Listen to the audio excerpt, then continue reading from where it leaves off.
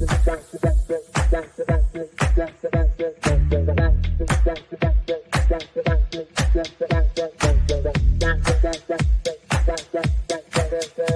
Connections Radio presents. Welcome to Vegas Hockey Hub here on PRConnectionsRadio.com, the voice of new media. I'm your host, Ian Rachiele. And on this episode of Vegas Hockey Hub Recaps, we're going to be doing a very special episode as we are going to be breaking down, as you see right in front of you, the 2024 Winter Classic out here in Seattle. And this is going to be a very interesting and really good topic to really break down here on Vegas Hockey Hub Recaps. And, you know, when it comes to this, it's also very, very special because your host, Ian Rachiele, is here in Seattle. That is correct. So your host, Ian Rachiele, is out here in Seattle and actually went to the game itself. So I'm going to kind of give you some coverage, kind of break down what I saw in the game as I watched it live. So absolutely fantastic. And a lot of fun being able to watch all of that. Now, I will say that when it comes to this game, there's a lot we can break down. There's a lot that we can discover, kind of move around and stuff like that.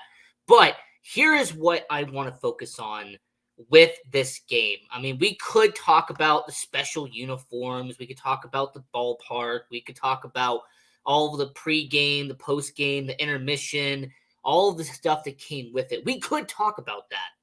But we need to talk about something very important about this game, and that is the fact that your Vegas Golden Knights are in their first ever outdoor game. For the first time, your Vegas Golden Knights are not, and I repeat, are not playing it at T-Mobile Arena. They're not playing at Climate Pledge Arena. For the first time ever in Vegas Golden Knights history, they're playing at a special event. They're playing at a game that's actually meant to be advertised as a special moment during the season. So that's definitely very cool. Really interesting moment there. And as we're going to be breaking this down, as like I said before, this is the 2024 Discover Winter Classic, or 2024 Winter Classic presented by Discover, either one you want to go by. And this was definitely a cool moment. And I do want to say, I had an amazing time. This was an amazing experience, one of a kind situation. This is something that I will never forget. And that is the Winter Classic out here in Seattle. As a matter of fact, I ended up not just getting a hat, which is what I'm wearing right now, the NHL Winter Classic hat from Seattle, but I did get a hockey puck. I have a beanie. There is some cool memorabilia that I did get from this game. But enough about what happened with me. Let's talk about Vegas Hockey Hub for just a minute. Vegas Hockey Hub, we are on all social media platforms. We are on YouTube, Facebook, Instagram, Twitter. We're on TikTok. We are everywhere at Vegas Hockey Hub. And, you know, I think this is a really incredible situation. We are now about 270 episodes into Vegas Hockey Hub. What an incredible run this has been, as we are now entering the second season of Vegas Hockey Hub. And, you know, we started in 2022. It is now 2024.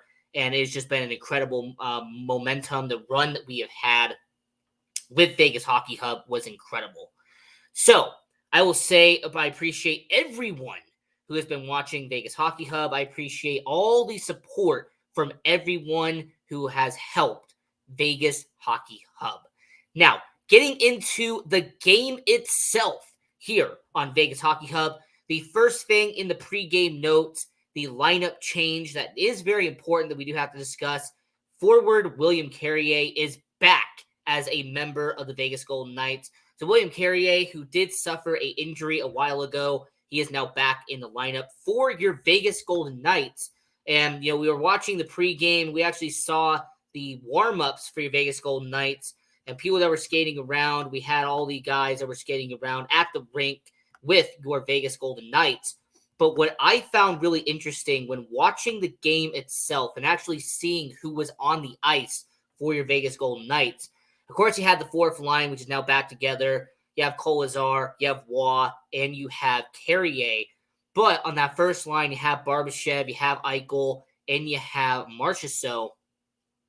That second line is doing relatively well for for your Vegas Golden Knights. I mean, we've seen the different combinations with the second and third line. We saw that when it came to Michael Amadio, he's been around with, Paul Cotter and William Karlsson. We've also seen the fact that Brett Howden, he's been on the same line with Stevenson and Stone.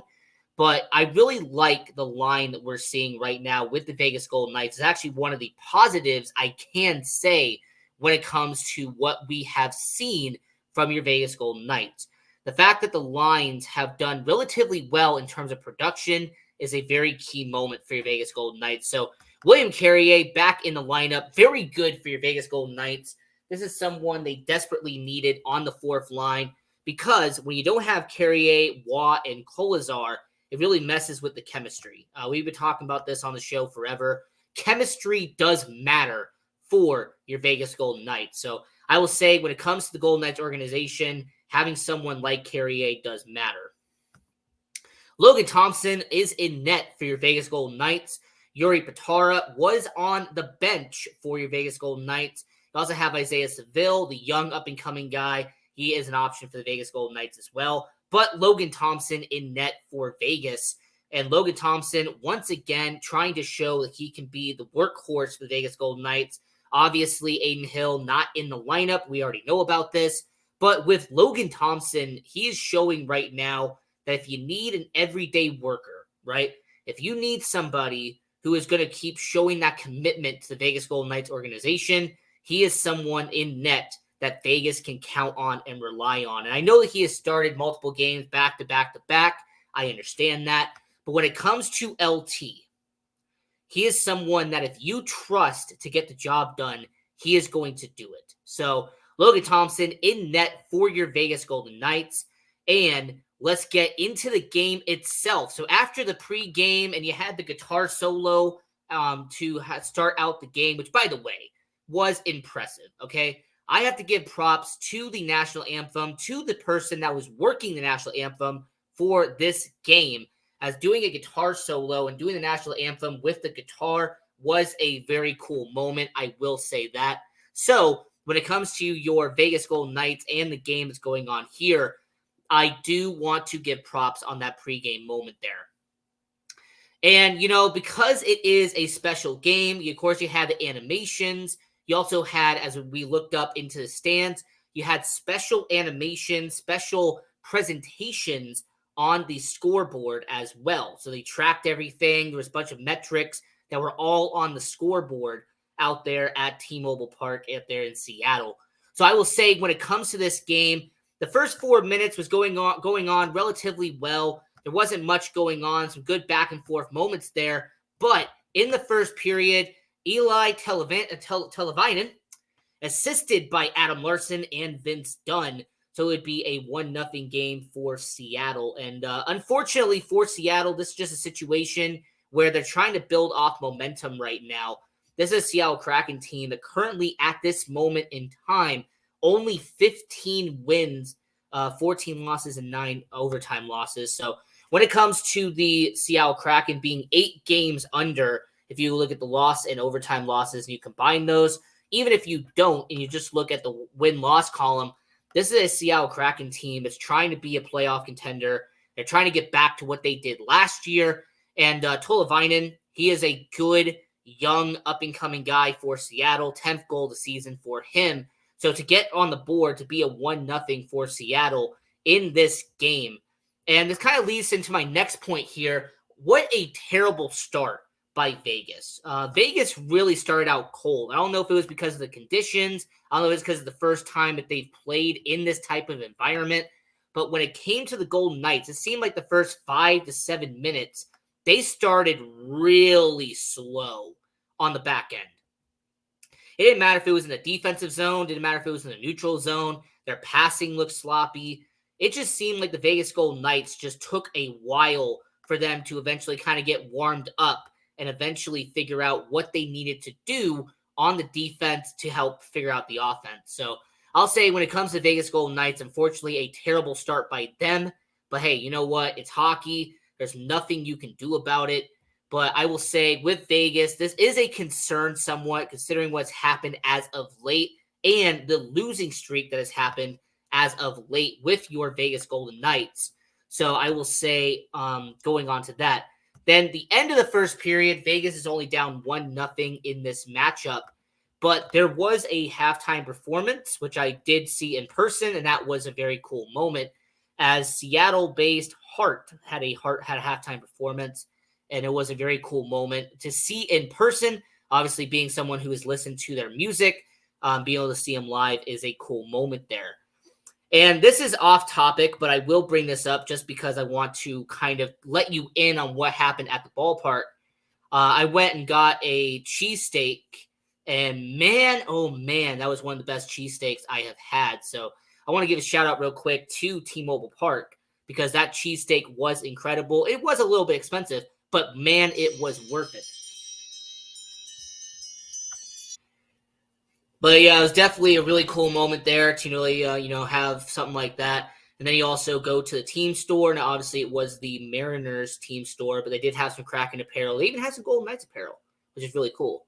So I will say when it comes to the Vegas Golden Knights, definitely the halftime performance there. That was a nice moment there. Good touch when it came to that game. And as we are talking about the 2024 Winter Classic out there in Seattle, and speaking of which, as I am here in Seattle, that's why you see the screen there. There is no video for today. It's just this photo here. So I will say when it comes to being here, being at this live and experiencing it live, really incredible experience. This is a once in a lifetime situation. Now, regardless if it had been the Golden Knights, being the Golden Knights is a very nice, cherry on top. But the fact that I did have family out here in Seattle did make this trip a little bit easier, and I did appreciate that. Now, getting back into the game itself. So, in the second period, your Vegas Golden Knights would then go down 2-0 as Will Borgen had his first goal of the season, assisted by Eli Tolvainen and Ty Carty.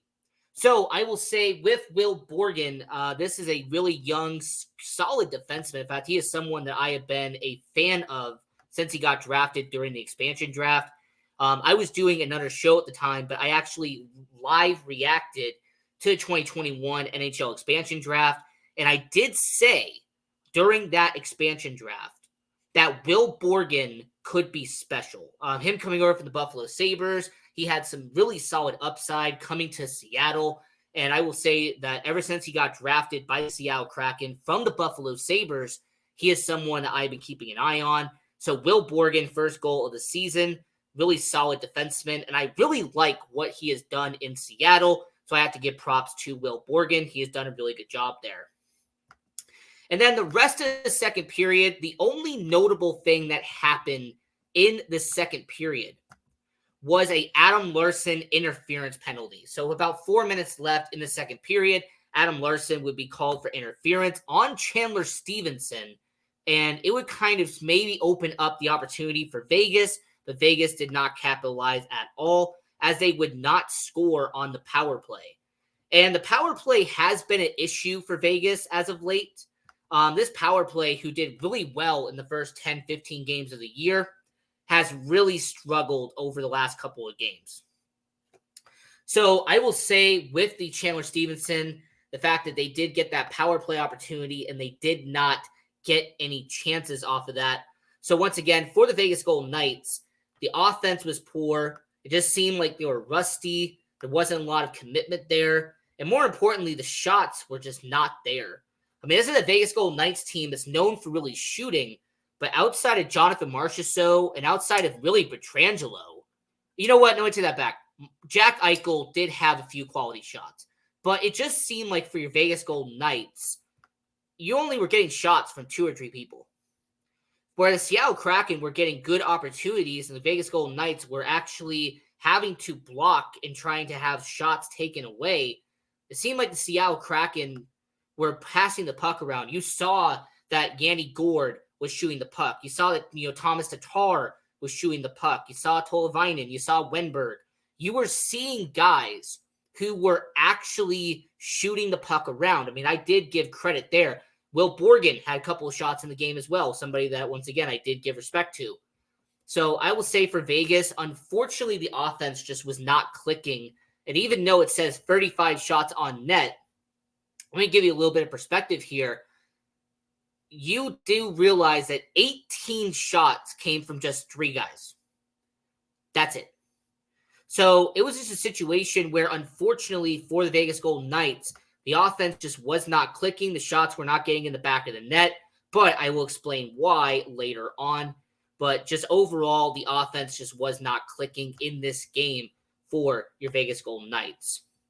Now, in the second intermission for your Vegas Golden Knights and Seattle Kraken game, the Seattle Kraken actually recognized some Seattle legends, regardless if they were the Seattle Mariners, Seattle Seahawks, Seattle Supersonics.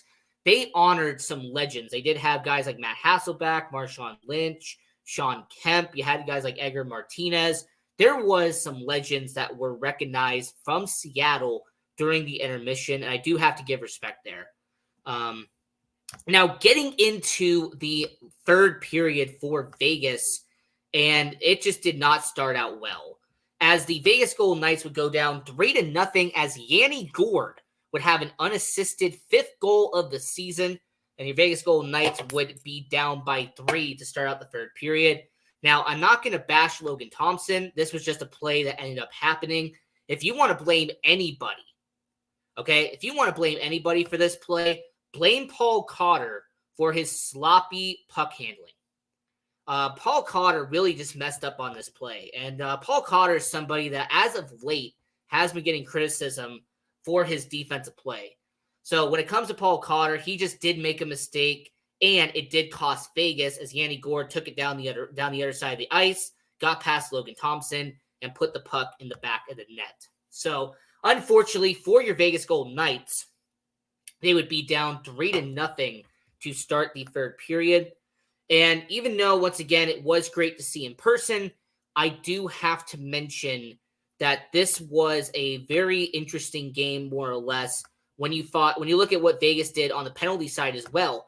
As late in the third period, Brayden McNabb would have a tripping penalty against Jordan Eberle, and then Alex Pietrangelo, with about 5 seconds left in the game, nonetheless, would have a slashing penalty against Brandon Tanev.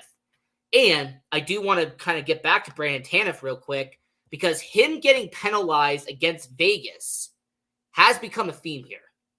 If anybody does remember, on opening night, Brett Howden would get a major penalty and would get suspended because of a head because it hit to the head on Brandon Tanev.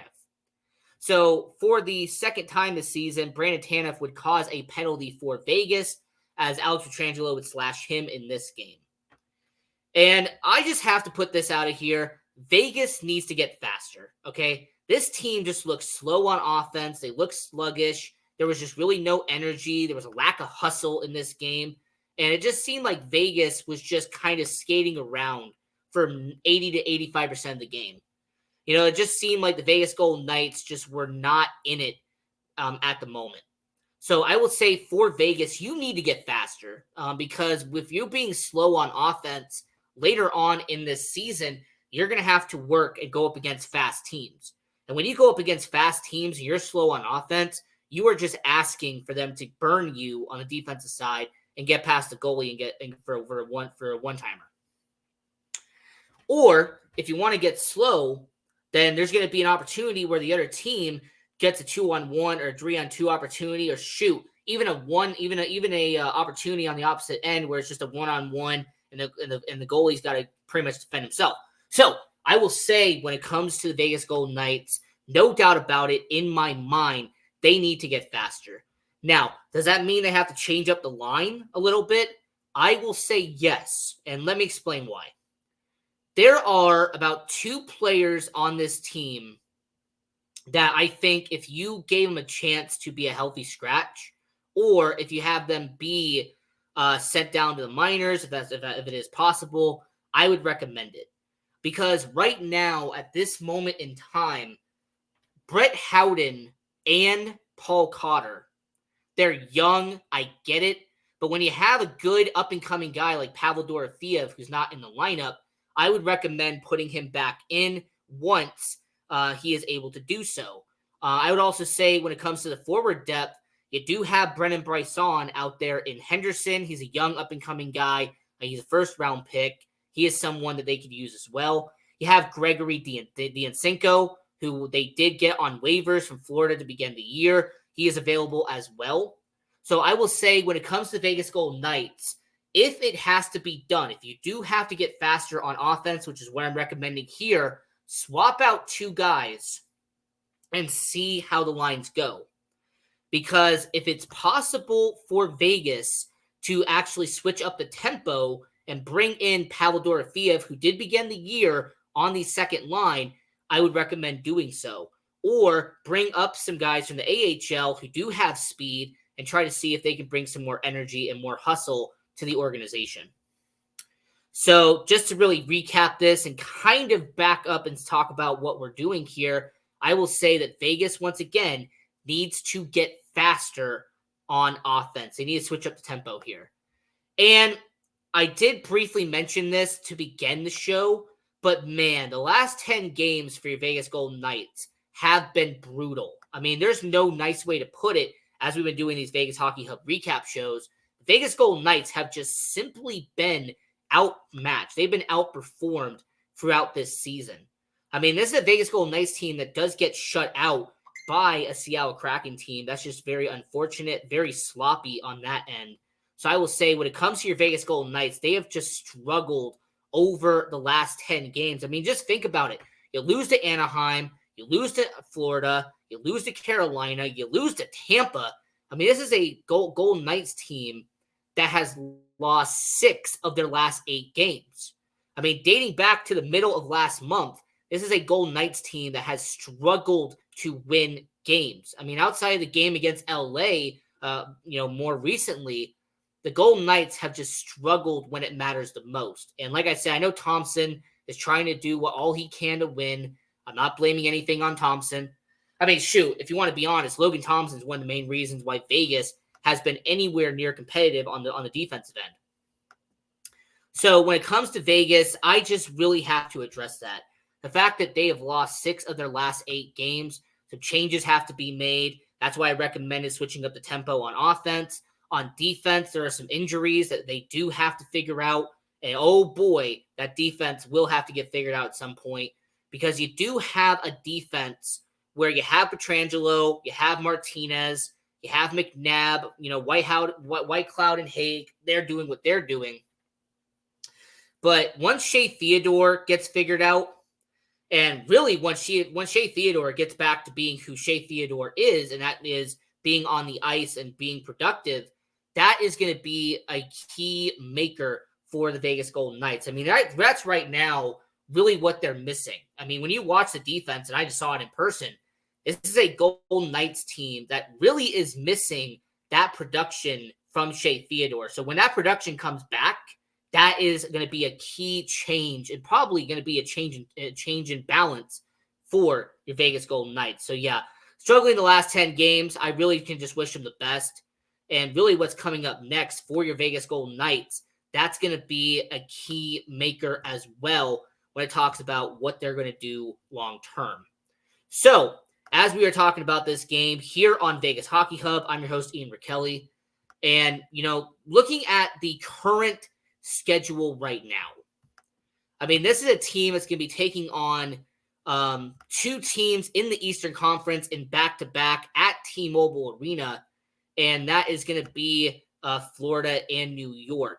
So getting into the schedule right now, this is your Golden Knights right here. You see the record right on the screen, and this isn't terrible. I mean, they're still in the playoff spot. There still is one of the best teams in the Pacific, but if you continue to lose 6 out of 8, this is going to change. Make no mistake about it. This is a Vegas Golden Knights team that if you start out hot like they did, and then you cool down towards the middle of the season, you better pray that they have a 15 to 20 game run where you have nothing but 7 out of 10, 6 out of 10, or if you win 5 games, you have 2 overtime losses, so you have 7 points in 10 games. That is really what the Vegas Golden Knights need to do really for the majority of the rest of the year, is just build up momentum and start winning more than they're losing right now. And we do player of the game here on Vegas Hockey Hub, and the player of the game has to go to Logan Thompson because once again, he was a goalie that was on his head for majority of the game. I mean, the defense tried to help out all he could, but with the shutout happening there, the offense being sluggish, Logan Thompson, player of the game. And I have to say that when it comes to Vegas, when it comes to the Golden Knights organization, this is a goalie who's really trying to prove himself.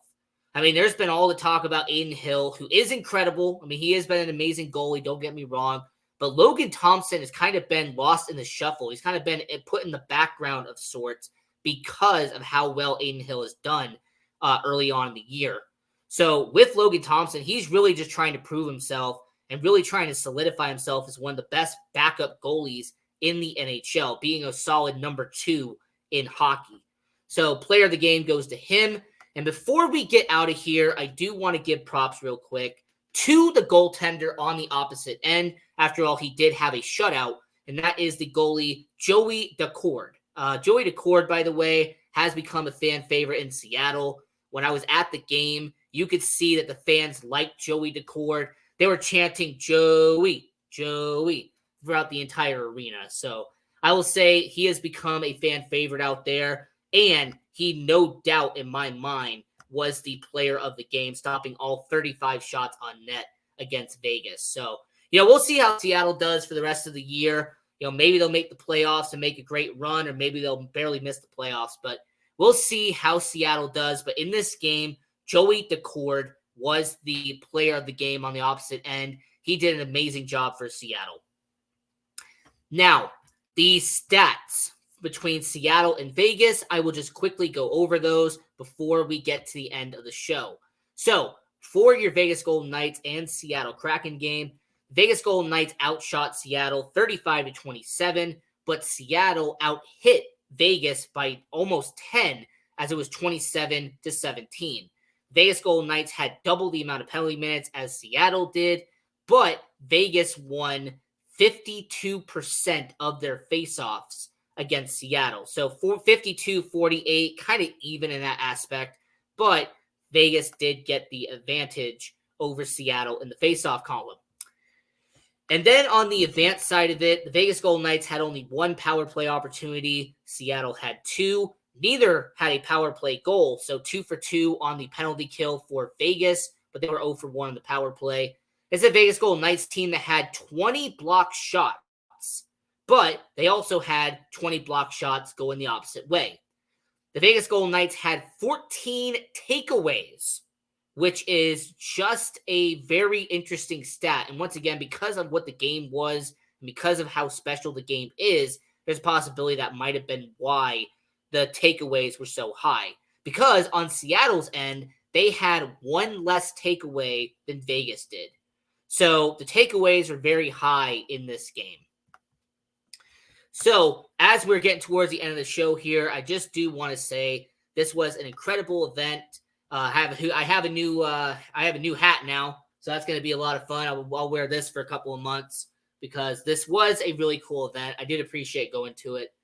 And I will say for the Vegas Golden Knights, a couple of days from now, you'll be back at T-Mobile Arena, back at the Fortress, and you will have them take on a Florida team, which has been one of the best in the Eastern Conference. So I will say for your Vegas Golden Knights, this is an organization that hopefully turns it around. Like I said, this struggling run that they have had as of late, it just hasn't done very good for Vegas. So I will say for everyone watching all around the world, this is Vegas Hockey Hub Recap, where we recap every single game of the Vegas Golden Knights season. And until next time, I'm your host, Ian Rachiele. And, continue watching hockey. Go support junior hockey. And go Knights, go.